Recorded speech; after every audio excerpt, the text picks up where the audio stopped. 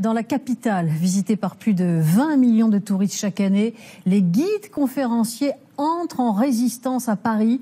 Ils dénoncent une concurrence sauvage, déloyale, disent-ils, depuis l'apparition de sites en ligne. Marine Hague, Noé Sanem. My name is Raphaël, okay. Really nice to meet you. Cet après-midi, Raphaël Froment-Meurice accompagne ce groupe de touristes pour une visite du Louvre. Guide professionnel depuis 3 ans et demi, la jeune femme a le statut d'auto-entrepreneur et une multitude d'employeurs.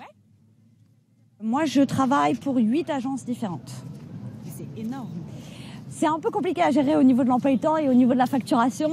Mais c'est vrai qu'on n'a pas le choix si on veut assurer un minimum de chiffre d'affaires tout au long de la saison. En bataille contre City Wonders pour que Une City Wonders situation de plus en plus précaire dont profitent certains employeurs.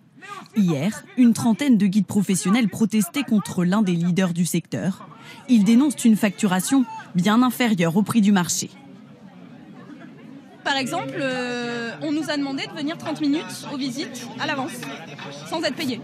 On nous a demandé par exemple à Versailles de faire peut-être le trajet jusqu'à Versailles gratuitement.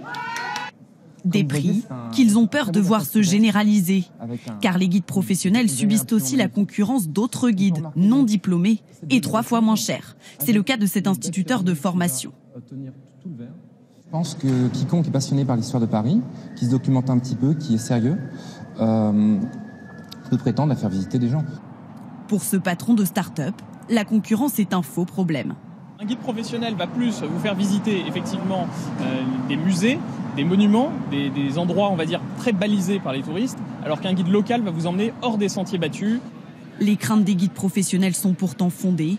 Dans 2 cas sur 3, les touristes choisissent maintenant des guides non diplômés.